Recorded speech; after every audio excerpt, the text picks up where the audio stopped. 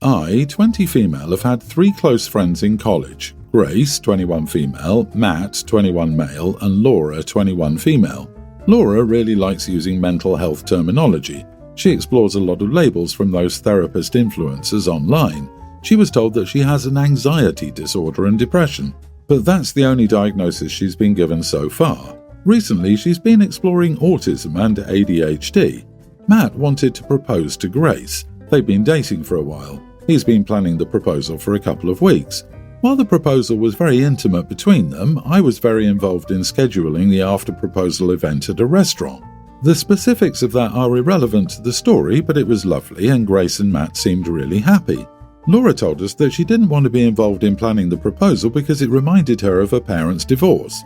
She said that she might come to the post-engagement party. Well, come the day of the engagement, and both Matt and I forgot to check in on Laura. It shouldn't be Matt's fault at all because he was occupied with far more important things, but I feel a bit guilty about not reminding her. She ended up not coming to the party. The next day, she starts posting online some dramatic, for lack of a better word, things about how it was traumatizing to see how little her friends cared about her and that she'll be updating her followers on her trauma therapy journey. She posts that she's now in a dark place and she thinks she has PTSD. For context, I'm sensitive to mentions of trauma and PTSD because I was diagnosed with PTSD by a psychologist in my last year of high school after something that happened in my first. I felt a lot of guilt and shame around this because I spent a lot of time feeling that the thing that happened wasn't bad enough to count. I sometimes still get nightmares and flashbacks, but it's gotten better after therapy. I know I have my own issues regarding the word, and it bothers me a lot when people seem to throw certain terms around without understanding their weight. But I also acknowledge that I can't stop the internet from doing its thing. I haven't told any of my college friends about this, so Laura doesn't know.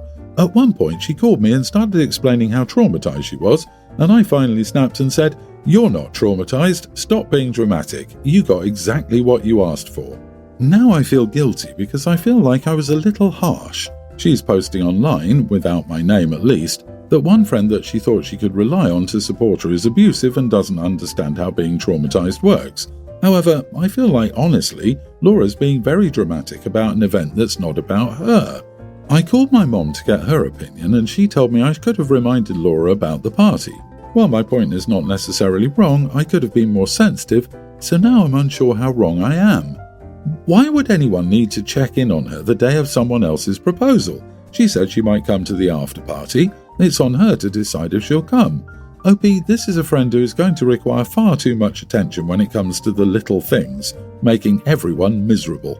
Do not apologize, keep your distance, and re-examine what kind of friendship you want. So Laura was told about the party ahead of time and said she might show up, but she went on not caring enough to follow up with anyone involved with it and just forgot? LOL, she clearly does not care enough to go. Not the idiot. I cannot stand people who throw around psychological terminology with actual meanings to describe just their normal feelings. This person creates their own drama, and you want no part of it. What's more likely is she absolutely did not forget about this party. She was hinting at how traumatic it was for her, hoping everyone would be concerned about her mental well-being during a party intended to celebrate someone else. She was probably sitting at home the entire time just waiting for everyone to call or text to check in on her during the middle of the damn celebration, and when nobody did, it bruised her fragile ego. Now she's extra traumatized, don't you see?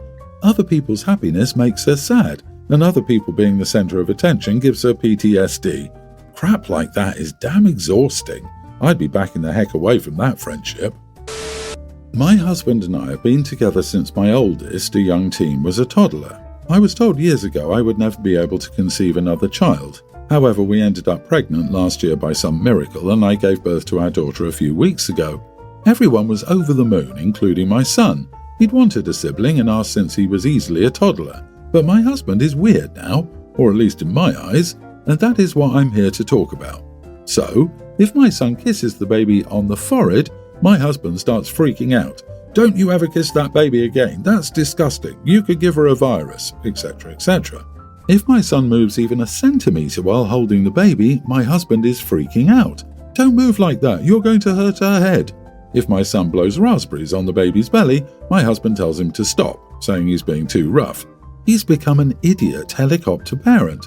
filled with paranoia and anxiety, but refuses to be seen by a doctor, and I'm starting to rage, to a point where I have an appointment to get tested for postpartum rage, but I genuinely don't think I have it. I think my husband is triggering me. But here's the massive issue. My mother-in-law came here yesterday and full-on kissed our daughter right beside her mouth, and my husband didn't say crap, just sat there smiling. So I stepped in and said exactly what he said to my son. I said, "Don't you ever kiss that baby again. That's disgusting. You're going to give her a virus." She immediately stopped. But then she started swinging our daughter in a football hold with her head pointed down toward the floor. She was going pretty fast to the point of startle reflux. So I immediately told her to stop holding the baby like that and that she was being too rough. She said, "I've had 4 kids. I'm not dumb." So I said, "I don't care." She stops, hands off the baby, and then left maybe 5 minutes later. My husband asked why I was being such an idiot to his mom, so I said, "Why are you being such an idiot to my son?" He asked what I meant and asked for examples, so I gave him the side-by-side comparison examples to his mother versus my son. He shook his head and said I'm making crap up. I know for a fact I'm not making anything up at all. I've spoken to him before about getting for my son's case and said plainly to back off my son or I'm going to treat all of his family members the same way he's been treating my son due to his paranoia, and it will make it so no one comes around anymore. He says I'm taking crap too far, that kids have germs and are rougher and clumsier. I told him I didn't give a damn. And yes, I have talked to him about his comments to my son, right in front of my son and in private. He says I'm blowing things out of proportion. Your mother-in-law was swinging a newborn around like a football, and your idiot son thinks kids are rough? Oh dear, he has a real child now. Your son doesn't mean anything anymore. His heir is born. Not the idiot, but put cameras or record him. Hard to gaslight a recording. You need counselling, and if your husband can't stop his nonsense, you need to get away from there. Sadly, many men forget about their stepchildren and replace them with their bio-children even after 10 plus years of parenting, and especially when the kids in question are boys or teenage boys. The stepdads start to go testosterone intoxicated and pretend they are the silverback competing with a new contestant for the throne. They don't seem to understand that they're just a dad suddenly turning into a bully, as seen from the boy's viewpoint. I'm having postpartum rage on your behalf and I'm a male. That's how messed up families are created. It's like reading about the backstory of a supervillain's past. Don't let your son down. Don't back off on this issue because he needs you to fight this battle for him. I hope that your husband, while being a stubborn goat, now understands what he did and your stance on it. Ask your mother-in-law for forgiveness if what you said to her was uncalled for. It's okay to prove a point, but not to someone else's detriment. I, 26 female, have been with my fiancé, 27 male, whom I call Mark, for 6 years. Those 6 years have been great. We've had fights and issues, but never something big that gave me a red flag. He's a great man to me, and he always treats me so well. Now here comes the issue. Mark has left the wedding planning to me since he knows I love this type of stuff, and I've always had a vision for what my wedding is going to look like. My soon-to-be mother-in-law has very loud opinions on a lot of things that I want for my wedding. When we went to the store to try on dresses, it was me, my sister, my mother and my mother-in-law. I knew I wanted a fitted, off-the-shoulder wedding dress, and so many gorgeous ones were my exact type. When I tried them on, everyone loved them except my mother-in-law. She was very loud about her opinion, and even went as far as to say I looked like a stripper. Her comment started a fight between my family and her, which resulted in her crying to my fiancé. That day, me and fiancé fought, and he said that my family was in the wrong for upsetting his mother over a silly comment. I eventually gave in and got a dress that made everyone happy, a ball gown type of dress. I come from a family of florists, so my family was covering for all of that. My mom owns her own flower shop, and she's the most popular in our town. I love, love, love flowers. I've always had them since I was a child. This is something I'm not willing to give up. For my wedding, I've always wanted a wildflower theme. I chose an outdoor venue and had a plan to decorate the place with my choice of flowers. I don't know why, but mother-in-law was so against the idea of the flowers I chose. When she saw the bouquet and flowers I chose, she yelled at me that this was tacky, that the people she invited to my wedding were going to think that her son was marrying someone cheap. She told me that red roses would look so much better and more romantic. I refused, so she went to Mark about it. Mark and I got into a fight because I absolutely refused to give up this. He told me it was just a small thing I had to give up and that we'd be happy with our new life after this was over. Even after the argument, I was adamant about my decision. I wasn't backing down, which resulted in him leaving the house and going to his mother's. This has been going on for 3 days, and he still hasn't texted me or called me back. Am I the idiot for not giving in to my soon-to-be mother-in-law? Oh, hun, this isn't a mother-in-law problem, it's a fiancé problem. He left the wedding planning to you because you had a clear vision, but he took her side every time mother-in-law pitched a fit. This will not change after the I do's. At the very least, have a calm talk with him and reiterate why he left the planning to you and how your vision is constantly being criticised by his mother. Why is he sticking up for her? It's not her wedding. I will tell you right now, if you cave to her on your wedding, you will be fighting over baby names and how to raise them. You're not swaddling them right. You're not burping them properly. Prepare for war with your husband as her ally, not yours. OP already caved on the dress for some ball gown type that sounds nothing like what she wanted. His mom sounds like a mother-in-law who will be a nightmare to deal with, and he seems like a whiny mama's boy. The whole thing is a big red flag. I think OP should return the dress and cancel anything she can, get any money back on deposits, etc., because if it were me, the whole wedding would be cancelled. If he can't tell his mum to butt out, this is not the man she should marry. The number one rule in our house, me, 48 male, and my wife, 46, is not dating until you're 16. Our son and elder daughter had to wait, and we made it clear to our youngest daughter that she has to wait too. She's only a tween right now, going into 7th grade this fall. She's never really complained about the no dating rule, but a few nights ago she told me she was going to the movies with a friend. Yes, she told me rather than asking if she could go. She said the friend's sibling was dropping them off and picking them up, so I didn't need to do anything. I asked how long the movie was and which friend she was going with. Normally I wouldn't have let her go, it was less than half an hour before she was supposed to leave, and I like to know plans at least a day in advance. But since it's summer and she's been bored recently, I figured I'd let it slide. She said the movie went past 10, and since we live far from the theatre, she wouldn't be home until around 11. I asked again which friend it was. I would only trust her out this late with her best friend's sister, who babysat her for years. She was vague and didn't mention a specific name, so I told her she couldn't go. After complaining about it for a while, she caved and told me a boy she'd met had invited her, and she was really looking forward to it. I reminded her of the no dating rule, though she claimed it's not a date, and said she could go on a date with him in 4 years if he was still interested.